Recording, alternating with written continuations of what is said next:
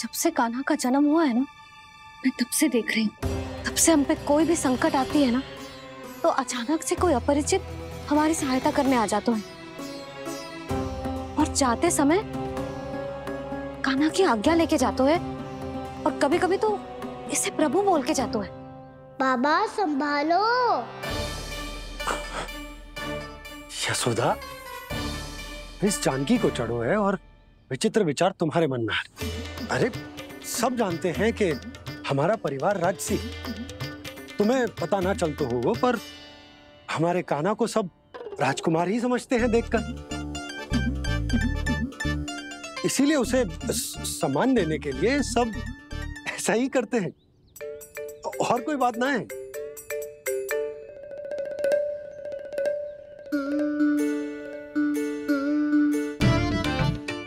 अब जे मेरे लल्ला को ऐसे क्यों घूर रहे हैं? बुरी दृष्टि लगाएंगे क्या? वैद्यराज जी, आपके सहायक तो गए, अब आप यहाँ क्यों? वो क्या है ना, मैं अपने रोगी का निरीक्षण करके पूरी तरह से संतुष्ट होकर ही जाता हूँ।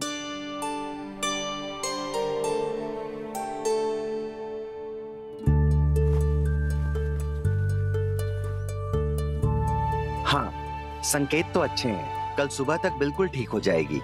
धन्यवाद वैद्य जी।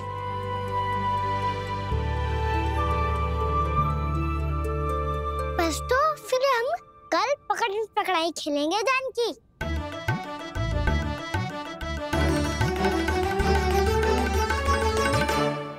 भानु, बंसी, जाकर उस क्षेत्र के चारों ओर बाड़ बनवा दो और वहां सूचना पट्ट भी लगा देना, ताकि जानकी के साथ जो हुआ है वो किसी और के साथ ना हो। शीघ्र जाओ। जी ठीक है।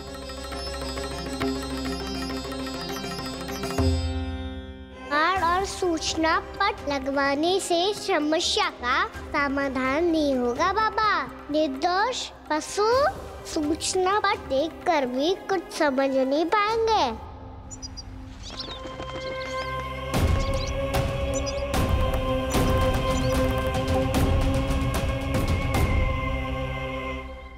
तो तुम्हारे कहने का अर्थ यह है कि व्योमासुर मारा जा चुका है और वो बालक अब भी जीवित है।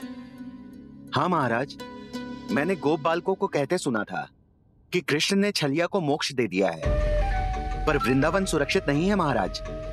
वो एक बहुत बड़ी समस्या से जूझ रहे हैं। कैसी समस्या? गांव के निकट क्षेत्र में किसी विषैले सर्प का निवास है। उसके विष का प्रभाव इतना भयानक है महाराज, जैसे विष ना हो, स्वयं हलाहल हो। मेरी कोई भी औषधि रोगी का उपचार नहीं कर पा रही थी। निकट के क्षेत्र में कहां है वो सर्प? गोप मानते हैं कि वो सर्प गांव के निकट यमुना नदी के जल में रहता है। मुझे तो लगता है महाराज, ये कालिया नाग की कथा कोई किंवदंती या लोक श्रुति नहीं, एक सच्चाई है, एक विषैली सच्चाई।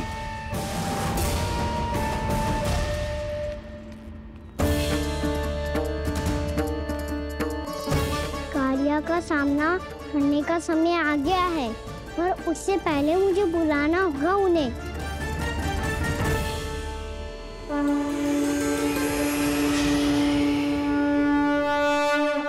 संसार के दारुण भय का नाश करने वाले, सभी कष्टों का हरण करने वाले, विश्व का समस्त ऐश्वर्य प्रदान करने वाले, कमल जैसे लोचन, मुख और चरणों वाले आजानुभूत श्री राम को मैं बार बार नमस्कार करता हूँ।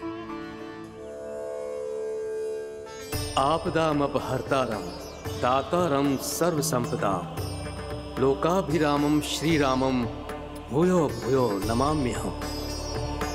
कागभूसोंडी, कागभूसोंडी, कागभूसोंडी। प्रभु क्षमा करें, मुझे जाना होगा।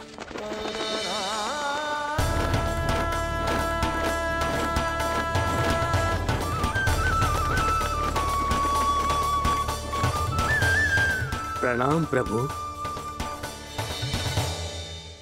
अनेक बार मैं आपके दर्शनों के लिए आया प्रभु। कभी नंद भवन के झरोखों से आपके दर्शन करके चला जाता था, तो कभी दूर किसी वृक्ष की आड़ से आपको निहार लिया करता था। आज आपने स्वयं मुझे बुलाकर धन्य कर दिया प्रभु।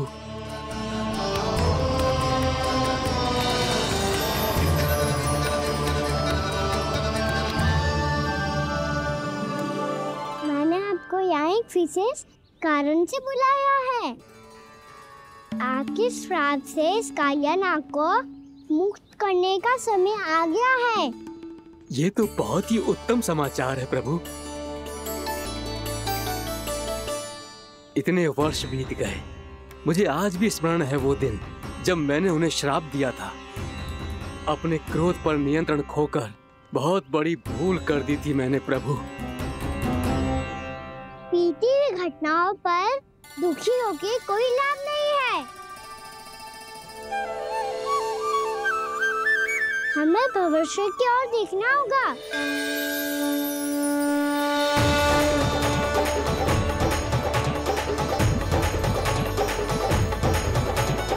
आदेश कीजिए प्रभु, क्या आज्ञा है आपकी? जब मैं कालिया नाग का सामना करने जाऊं, तो आप यहीं रहेगा। आपको अपने आप पता चल जाएगा कि कब क्या करना है। और हाँ, लौटते जाते समय नारद मुनि से कहिएगा, वो आकर मुझसे भेंट करे। अवश्य प्रभु, प्रणाम। क्या इसने सच्ची में देवर्षि नारद को बुलाया है? नारायण नारायण, आपको संदेश भेजने की आवश्यकता नहीं थी। आप स्मरण करते और मैं चला आता। तुम्हारा कल्याण हो नारद।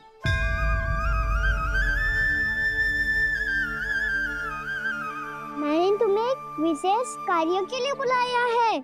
आज्ञा दीजिए प्रभु। तुम्हें एक बार फिर कंस से भेंट करनी होगी।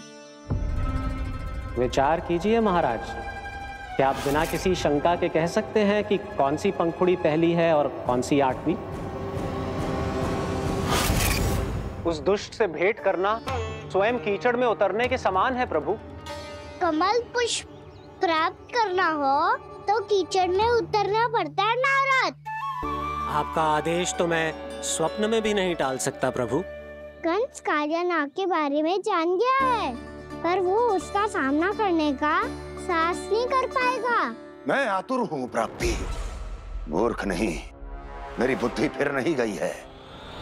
मैं स्वयं उस कालिया जैसे महाविषैले सर्प के सामने खड़ा हो जाऊं और अपने ही काल को आमंत्रित कर लूं। तो फिर अपने लाभ के लिए उसका प्रयोग करने का कोई और उपाय सोचिए स्वामी। कुछ ऐसा कीजिए कि यमुना नदी का पूरा जल विषैला हो जाए और वृंदावन वासी उसका उपयोग करे, और आपका काल कहलाने वाला वो बालक स्वयं काल के गाल में चला जाए। उत्तम उत्तम सुझाव है प्राप्ति। अब मुझे उस कालिया तक पहुंचने का मार्ग ढूंढना होगा। उसको विवश करने का कोई उपाय ढूंढना होगा, क्योंकि व्यक्तिगत रूप से उससे भेंट करना असंभव है। असंभव। आप सही कह रहे हैं प्रभु। कंस में उतना सामर्थ्य नहीं कि वो कालिया नाग का सामना स्वयं कर सके। वैसे तो कालिया गरुड़ देव का भी सम्मान नहीं करता, तो फिर वो कंस का सम्मान क्यों करेगा भला? नहीं करेगा, पर कंस तुम्हारा सम्मान अवश्य करेगा नारद। तुम्हारी बातें भी सुनेगा और मानेगा भी। ये मेरी योजना का बहुत ही महत्वपूर्ण भाग है। तुम कंस के पास जाओ और कहो कि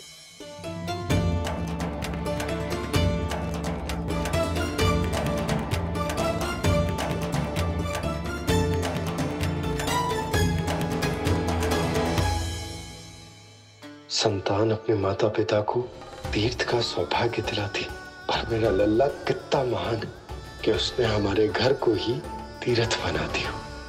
ऐसा तीर्थ जहां मेरी आंखों के सामने भक्त और भगवान का मिलन हो रहा है।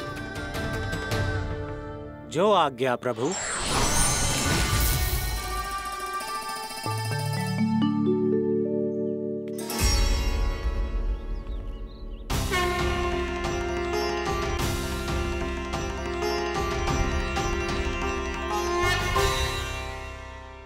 बाबा। कान्हा, ये सब क्या चल रहा है? पहले काग भुसुंडी जी और फिर जे नारद जी। क्या योजना बना रहे हो तुम? कान्हा, बताना लल्ला, क्या सोच रहे तू? कान्हा देख, अगर तुझे अपने बाबा को ना बताना हो ना, तो अपने भक्त को बता दे। क्या सोच रहे हो लल्ला? क्या करने वाले हो आप?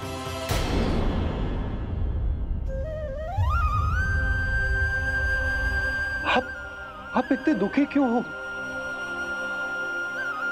कान्हा, कान्हा, क्या होगा? क्योंकि मुझे आभास हो गया है बाबा, समय आने वाला है। कौन सा समय आने वाला है लल्ला? सीधे सब कुछ बदलने वाला है। भैया को मेरा सत्य पता चल जाएगा बाबा।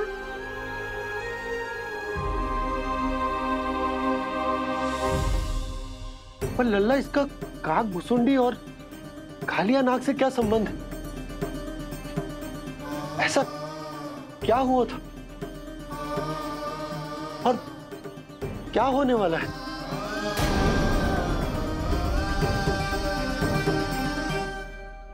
जो होने वाला है बाबा, उसका संबंध उससे है जो सैकड़ों वर्ष पहले हुआ था। महर्षि भृगु के एक वंशज थे, वेदशिरा मुनि, जो विंध्याचल की पहाड़ियों में साधना कर रहे थे। तभी वहाँ अश्वशिरा नाम के एक दूसरे मुनि आमंत्रण के बिना ही आ गए। कितना सुंदर और शांतिपूर्ण आश्रम है। यहाँ प्रभु की साधना करने में बहुत आनंद आएगा। शीघ्र ही अश्वशिरा मुनि उपस्थिति के कारण होने वाले व्यवधान से बाध्य होकर वेदशिरा मुनि ने अपनी आंखें खोली। कौन हो तुम और यहाँ क्या कर रहे हो? आपके आश्रम में बहुत शांति है मुनिवर। साधना करने के लिए बहुत ही उत्तम स्थान है ये। मैं चाहता हूँ कि मैं भी यहाँ। आप यहाँ साधना करना चाहते हैं, लेकिन इतना भी नहीं जानते कि किसी के आश्रम में प्रवेश करने से पहले उसकी आज्ञा लेनी चाहिए। आप ये भी नहीं जानते कि यदि कोई यज्ञ कर रहा हो तो बिना अनुमति के वहाँ प्रवेश करने से उसकी यज्ञ साधना भंग हो सकती है। आप क्या साधना करेंगे मुनि? आप तो साधना के योग्य ही नहीं हैं। इतना अपमान! एक मुनि के मुख से इतने कड़वे शब्द शोभा नहीं देते। मैं तुम्हें श्राप देता हूँ, जितनी विषैली तुम्हारी जिह्वा है उतने ही विषैले सर्प बन जाओ तुम। और ऐसा सर्प जो सांस भी ले तो निकट का वातावरण दूषित हो जाए। तुम्हारे इस दुस्साहस के लिए मैं तुम्हें श्राप देता हूँ कि तुम अभी इसी क्षण कौवा बन जाओ, और ऐसा कौवा जो कांव कांव करके अनर्गल प्रलाप करता रहे।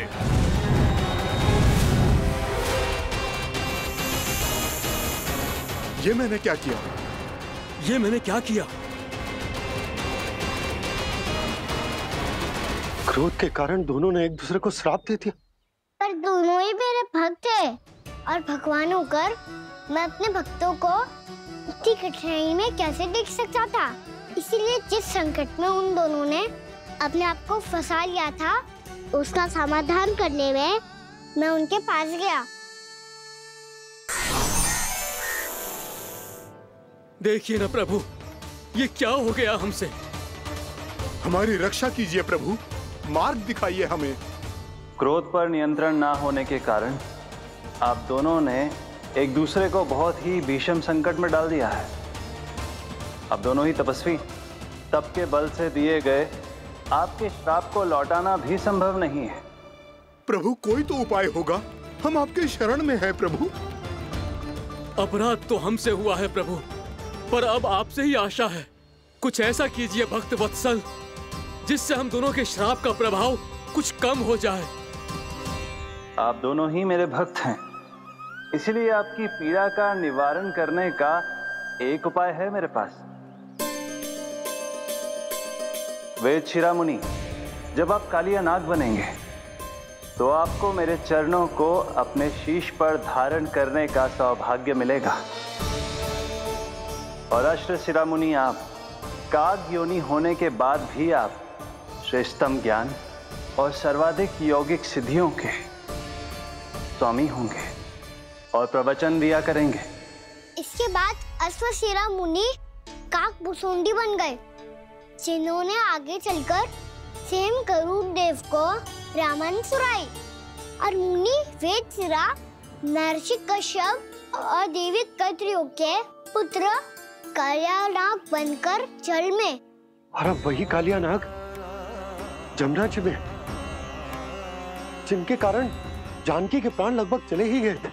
अब कालियानाग को उचित स्थान पर भेजने का समय आ गया है बाबा। पर ये तो अच्छी बात है कान्हा, वेदशिरा मुनि को दिया हुआ तुम्हारा वचन भी पूरा हो जाएगा, जमुना जी की शुद्धि भी हो जाएगी।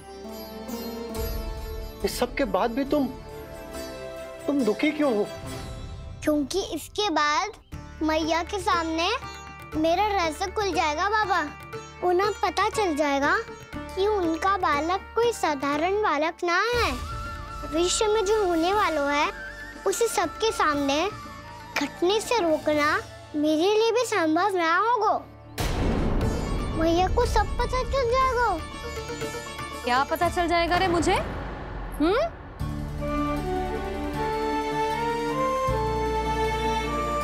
यही कि सबसे अधिक प्रेम मैं आपसे ही करता हूँ। अब बस भी कर, चलो भोजन के लिए बुलाने आई थी तुम दोनों को। भूखा थोड़े ना रहने दूंगी अपने लल्ला को, मेरा लल्ला दुर्बल हो जाएगा ना। आप खिलाओगे तो ही खाऊंगा। हाँ ठीक है, मैं ही खिलाऊंगी। अब चल, आओ जी चल।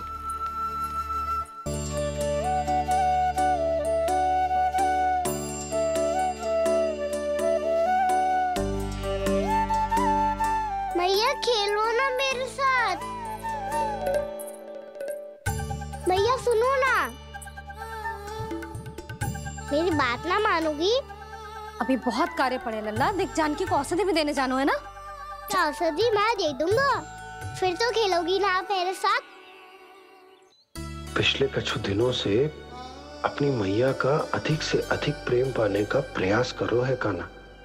इसका तो एक ही अर्थ हो सकता है कि कछु बहुत बड़ो होने वालों है। कान्हा रुक जा लल्ला। कान्हा क्यों तंग कर रहा है? मैया को पहन लेना। कान्हा, कान्हा, ये क्या करो तूने?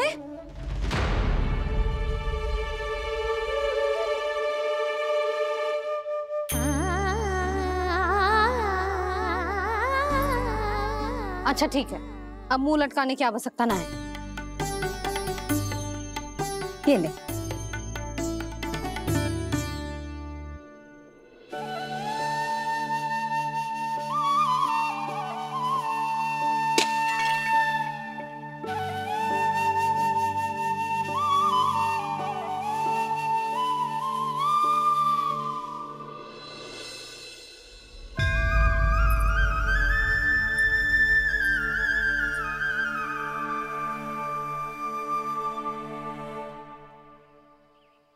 तंग करे मैया को खिजाए, खेले रूठे मनाए, लीला अनोखी करके शरारत, कान्हा दंड भी पाए।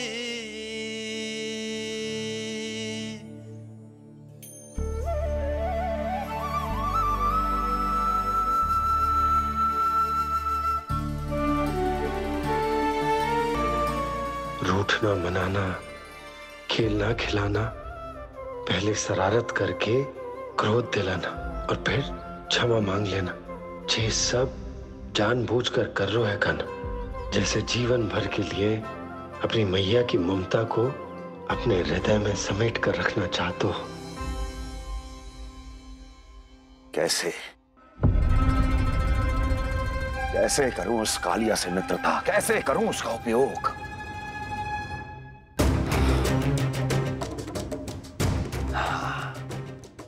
उस पर आक्रमण कर देता हूं और उसे किसी ना किसी तरह से यह विश्वास दिला देता हूं कि यह आक्रमण उस विष्णु अवतार ने किया है। फिर वो क्रोध में आकर सारे वृंदावन वासियों को अपने विष से समाप्त कर देगा। उचित है, ये उचित है। नारायण हरि, नारायण हरि।